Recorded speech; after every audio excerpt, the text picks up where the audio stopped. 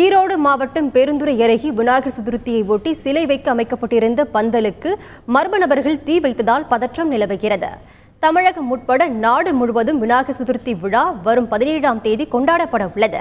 இதன் ஒரு பகுதியாக ஈரோடு மாவட்டம் பெருந்துறை அருகிலுள்ள சென்னிவலசில் இந்து முன்னணியினர் சார்பில் விநாயகர் சிலை வைப்பதற்கான பந்தல் நேற்று முன்தினம் அமைக்கப்பட்டது. நாளை விநாயகர் சிலை வைக்கப்பட்டிருந்த நிலையில் நேற்று இரவு அந்த பந்தலில் மர்ம கும்பல் தீ வைத்து சென்றது.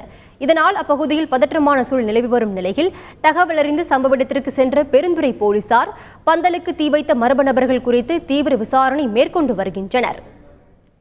இங்கே நாங்கள் வருஷம் சிலை வைக்கிறது வழக்கம். இது 2வது வருஷம். சனிக்கிழமை 2வது வருஷம் சிலை வைக்கிறதுக்காக நாங்கள் சாலை போட்டிருந்தோம். அது மர்ம நபர்களால் நேற்றுக்கு நைட்டு 11 மணிக்கு தீ வச்சுருக்காங்க. யார் என்னன்னு தெரியல. போலீஸில் கம்ப்ளைண்ட் கொடுத்துருக்கு. குற்றவாளியை தேடிட்டு இருக்காங்க.